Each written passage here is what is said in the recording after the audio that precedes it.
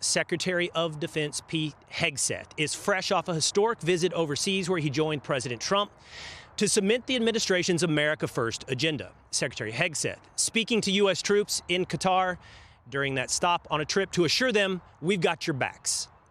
What an absolute honor it is to be here amongst America's best alongside our allies. Under President Trump, we're seeing a renaissance of peace through strength.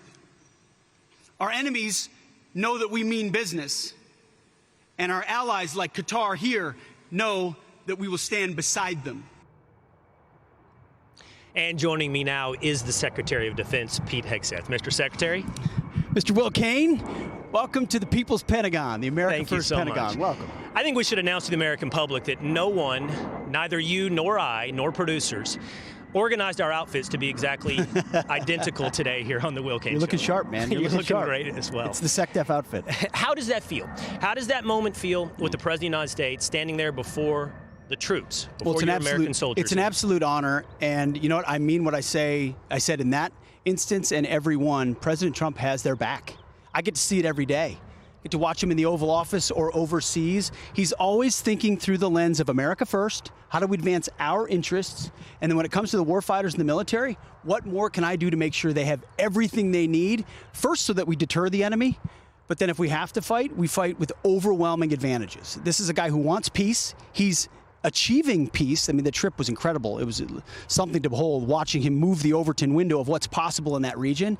But you only achieve peace by looking strong and being strong. And that's my job on his behalf, and it's an honor to do it. Yeah, but look, while you have direct access to the American soldier, the American sailor, the airman, I have a much smaller footprint and the capability of interacting with them. And what you saw in that clip, what you experienced there, and what you have in the support from President Trump has got to be something that gives you a lot of faith and gives you a lot of confidence. They seem to really support you as Defense Secretary. Well, and they obviously, this all started with the election of President Trump, but the opportunity to stand shoulder to shoulder with them, as someone who was in those same boots just a few years ago, was in the same wars, understands the same dynamic of the enemy, I get what they're up against. And I walk into this building not because I've been a general before, but because I've seen those very same threats. And, you know, Will, when we were at Fox together, I wrote a book, The War on Warriors, a year before this all happened, diagnosing the problems inside the Pentagon, never dreaming I'd have the opportunity to actually address them. In some ways, that's the playbook. And so that, alongside the guidance the president gave me minute one when he chose me, which is restore the warrior ethos, Pete, bring this building back to what it was supposed to do, means it's not that hard. I wake up every day, Will, go to this building and say, how more can I advance the capabilities of this amazing warfighting machine on behalf of the president and the Constitution? I got to spend some time with you today. I got an inside look at the Pentagon. We're going to share that with viewers a little bit later, but that keeps coming up, that warrior ethos. Let's get to the job at hand now. You came in to the Defense Department with three main goals. Help me and the American people understand what you want to accomplish at the Pentagon. Three clear goals. We hammer it home every day, every speech, the Joint Chiefs throughout the Pentagon, restore the warrior ethos, rebuild the military, reestablish deterrence. And the warrior ethos is simple. It's readiness, accountability, lethality, warfighting. None of this woke DEI, CRT, gender pronoun, green new scam stuff. That's all out. Ideology is out. Capabilities, colorblind, merit-based, back to basics. It really is a back to basics message. And then rebuilding the military. I mean, President Trump did it in his first term. We're doing it again, making sure what we fund, the capabilities we fund, match the threats we face of the future, not reflexively what we've fought in the past. He's going to be the first president to introduce $1 trillion budget. That's not just spending more, it's also being serious about an audit.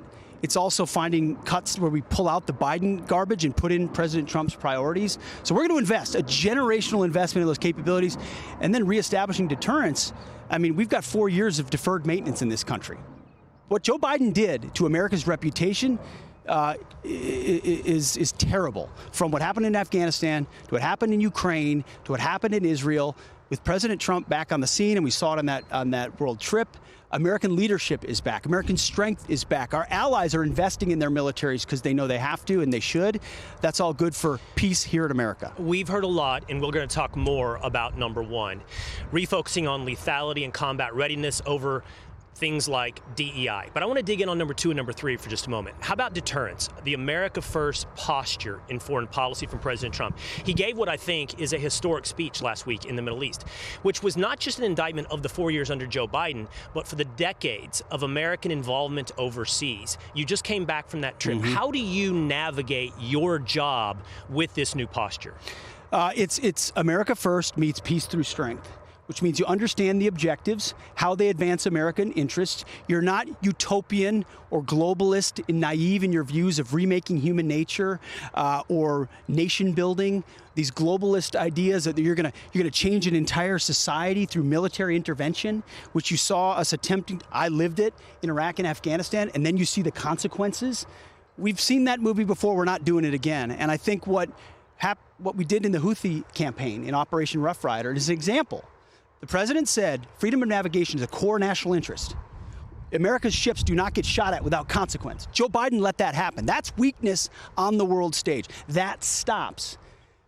And that's specifically what we're going to achieve. And so our campaign from day one was unrelenting in pursuit of that objective. Now, there are plenty of people that would like to see regime change in Yemen. And that would be wonderful in a perfect world. You got all the time, all the munitions, and all the time to focus on that. The president set a limited objective where we got the Houthis to cry uncle and say we're done, and now our ships can transit that BAM in the Red Sea freely. It's not a perfect end state. They're not completely destroyed, but we also have a lot of other things we need to focus on, like the Iranians, like the Chinese. And if we spend all of our time and effort investing in some sort of regime change war in Yemen, that we're not focusing on the core interests. So time and time again, we're focusing on what matters the most in advancing American interests, with President Trump charting the course. Let's dig into number 2 now, the warfare of the future, reestablishing and refocusing the defense industrial base on the way we will fight wars in the future, AI, tech. Mr. Secretary, there was this video that came out in the last couple of days of a Chinese mothership prototype with drones capable of launching from this mothership.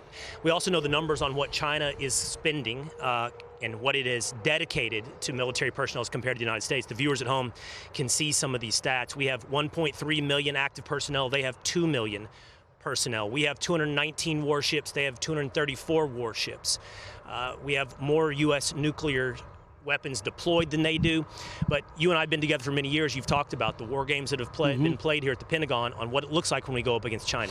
Well, but our job is to get ahead and stay ahead, Will. That's why we're here. We concede nothing to the communist Chinese. We're creating dilemmas for them at every level. I was in multiple meetings just today talking about these various scenarios. We're laser focused, and we're certainly not going to reveal here what capabilities we have or don't have. And there's a lot of things you learn when you come into this building about ways in which we're planning for every possible contingency of what the Chinese would want to do. They have to factor more into their calculus what we're going to do based on the technological advantages that we have than we with them. Now, they'd hope in the future that dynamic changes, but that's our job. Part of the prioritization and the pivot, Will, is it's easy to keep fighting the same fight. And we're very invested alongside our allies in what happens in Europe and what happens in the Middle East. And we get told you're ignoring that. No, we're not. We're paying a lot of attention to American interests in those regions. We are. But we're also in real time shifting focus over to the Indo-Pacific. You saw it with my first trip. You'll see it with our budgets. You'll see it with future travel, with exercises, with what we're meeting and talking about every day at the Pentagon. We understand the motives, the capabilities of the communist Chinese, and we're ensuring we build a military today and going forward capable of deterring that conflict. We don't want that conflict. You showed how big they are. President Trump has a great relationship with Xi Jinping. We think that's a good thing. And we stared them down on trade. We think that's a good thing. Rebalancing that dynamic is important. We're the ones in the background trying to say we would always prefer to resolve this peacefully. But we're going to do that by being as strong as possible to meet their threat at every turn. We spent some time together today. You took me into your office, and we talked a bit about this job and what it means and what it takes and the requirement of having good people working with you and around you. Here's what we talked about. I don't think I've walked into a single situation where I felt, man, I'm out of my depth. I can't handle this. I mean, you rely on people, really good people who guide you. But at the same time, a lot of this job is about instincts. And President Trump chose me for a reason, which I'm humbled by. And my job is to give him an honest lens right back. We talked, and I think it's fair to say that there's very few people in this country who are more well situated to sit between understanding the president's vision for his foreign policy and his Department of Defense and understanding the American warfighter. That is you. In your time, in the few months that you've been here, there has been some turnover at the Pentagon. There was the story over whether or not you were having to deal with leaks inside the Pentagon. Do you today feel like you have people around you that you can trust? Boy, very much so. You know, you dive into the problem set, those first 100 days, you're going fast.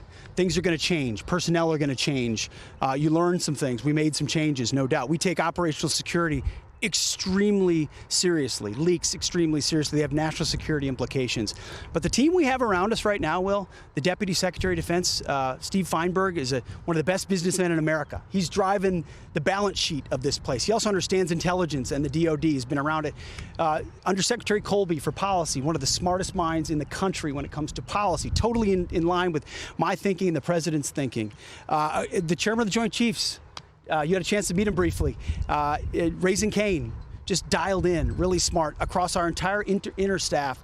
I couldn't feel better about the condition of the staff we have, both on the military side and the uniform side, to deliver for the president's agenda, because you do rely on people, good people, who you can trust day in and day out.